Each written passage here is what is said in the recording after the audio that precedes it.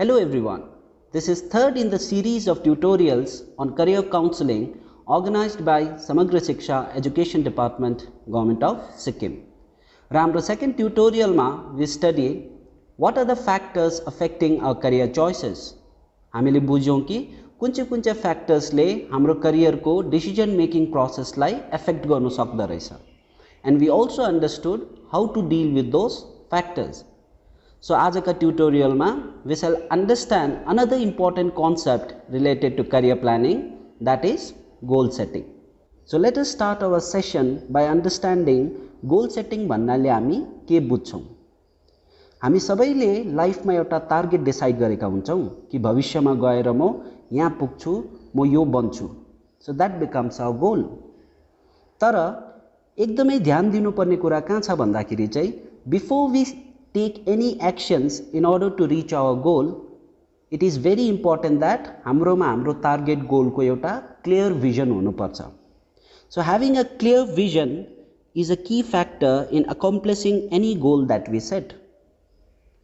यो जुन चाहिँ गोल सेटिङ को टेक्निक्सहरु छ, कुनै पनि फिल्डमा एउटा सक्सेसफुल मान्छेले यो टेक्निक्सहरुलाई अप्लाई गर्छ in order to be successful.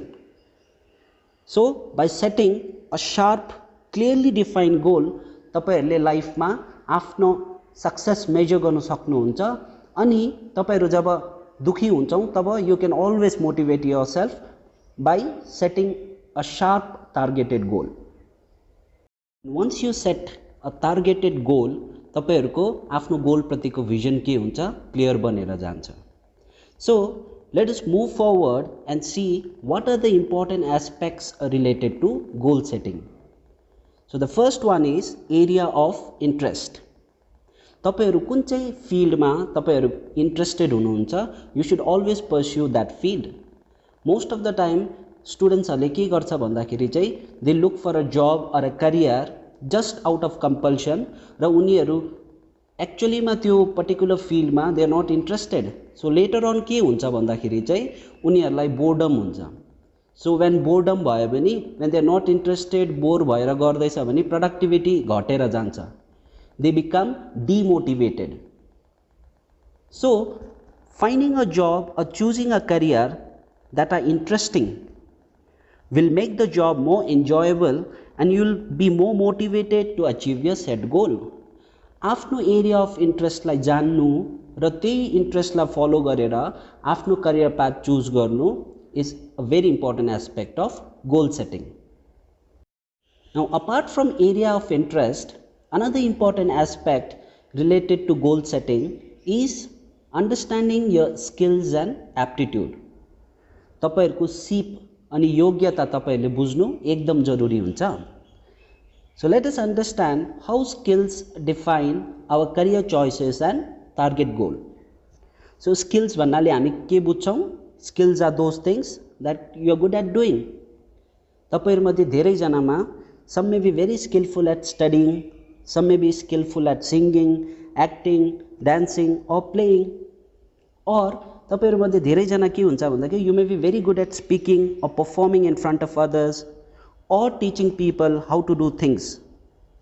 Some of you may be skillful at selling things or ideas or building or fixing things. So यो सबै जति पनि एक्जाम्पलहरु दियो मैले, these are all skills. तपाईहरुमा यो स्किल्स हुनु पनि सक्छ, नहुनु पनि सक्छ.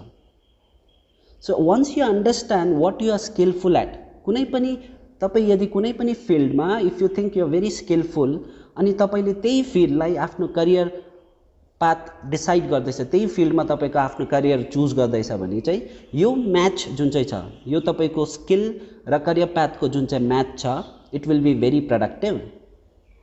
र यस्तो पनि हुन सक्छ कि तपाई कुनै पनि एउटा एरियामा you are not skillful at that but you choose that career path जहाँ चाहिँ तपाईको केही स्किल छैन. सो यसमा जुन चाहिँ म्याच छ, it will lead to undesired result. So understanding your skill and accordingly choosing a particular career path or setting a target goal is very important. So now let us understand how aptitude plays an important part in goal setting process. So what is an aptitude? योग्यता भनेको के हो? So योग्यता भन्नाले हामी के बुझ्छौं? An aptitude is your natural ability to learn or excel in a certain area. यदि तपाईले कुनै पनि प्रोफेसन या करियरमा तपाईले रिसर्च गर्नुभयो भने you will come to know that कुनै पनि करियर या प्रोफेसनको there will be a certain requirement of certain aptitudes. For example, तपाईले आर्टिस्टको बारे रिसर्च गर्नुभयो भने you will come to know that एउटा आर्टिस्ट बन्नका लागि you require a certain aptitude of having a patience. If you are very impatient र तपाई भविष्यमा गएर आर्टिस्ट हुन चाहनुहुन्छ भने you will not become as good as an artist who has patience as his aptitude.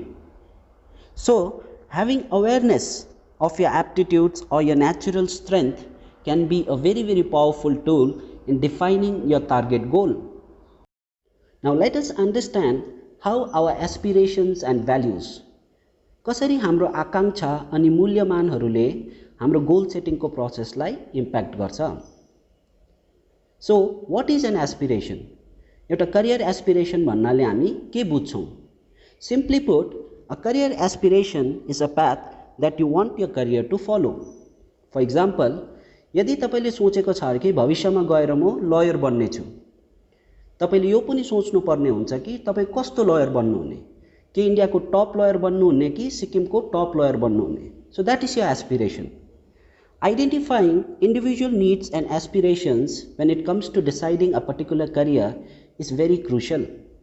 किनभने most of the time के हुन्छ भन्दाखेरि चाहिँ individuals they do not have a clear cut idea about their aspirations. र उनीहरूले particular career decide गरिसकेपछि they face difficulties in life. Now let us understand what is a value. Core values भन्नाले हामी के बुझ्छौं र हाम्रो core values र हाम्रो target goal मा के relationship छ. So, a value are guiding principles for judging what is important in life and what is not. हाम्रो values ले हाम्रो life लाई meaningful बनाउँछ. Our values help us in self realization. यदि तपाईको values र career बीच एउटा proper alignment छ भने that alignment produces satisfaction, a sense of happiness and fulfillment. र यदि तपाईको core values र तपाईको career path तपाईले जुन चाहिँ डिसाइड गर्नु भएको छ त्यसमा misalignment छ भने चाहिँ it can cause problems and disruptions later on. So, aligning your core values along with your target goal is equally important when it comes to goal setting. So lastly, let us understand another important aspect that plays a very important role in defining our goal setting process, and that important aspect is our personality. So personality भन्नाले हामी के बुझ्छौं? A personality refers to characteristics that makes individual unique. भन्नुको मतलब तपाईहरुलाई तपाईको कुन चाहिँ क्यारेक्टरिस्टिकले तपाईको साथी भन्दा भिन्नै बनाउँछ. That is your personality. And कुनै पनि इन्डिभिजुअलको पर्सनालिटीले it plays a significant role in determining how a person behaves in various situations. तपाईले कुनै एउटा पर्टिकुलर सिचुएसनमा कसरी बिहेभ गर्नुहुन्छ र त्यो पर्टिकुलर सिचुएसनलाई कसरी एड्रेस गर्नुहुन्छ that is defined by your personality. For example, if you are an introvert person, so definitely तपाईले भविष्यमा गएर त्यो जब अनि करियर चुज गर्नुहुन्छ that does not require much contact with other people. तपाईको पर्सनालिटी छ कि तपाई अरु मान्छेहरुसँग घुलमिलेर काम गर्नु सक्नुहुन्न. तपाईलाई मन पर्दैन अरु मान्छेहरुको कन्ट्याक्टमा बस्नु. You are an introvert person. So, you'll choose your career accordingly because that suits your personality. Sometimes it can be productive, but sometimes it can be destructive as well. First, understanding your personality and making a match between your personality and the career path that you have decided for yourself is important. र यदि तपाईको पर्सनालिटीले तपाईले choose गरेको career suit गर्दैन भने and you want to pursue that career भन्ने स्थिति पुग्यो भने refining your personality accordingly will help you achieve your target goal. So, आजका सेसनमा we understood goal setting process भनेको के हो र how goal setting process plays an important role in our career planning. र हामीले बुझ्यौं कि how our area of interest, our skills and aptitude, our aspirations and value, and our personality impacts our goal setting process and how to address the same. So आजका निम्ति यति नै। हाम्रो next भिडियोमा हामी SWOT एनालिसिस बारे पढ्ने छौं। SWOT भन्नाले strength, weakness, opportunities and threat को एनालिसिस ले कसरी हाम्रो करियर प्लानिंग को प्रोसेस लाई इम्पैक्ट गर्छ त्यो हामी हाम्रो नेक्स्ट भिडियोमा बुझ्ने छौं। So please watch our next video on SWOT analysis. Thank you.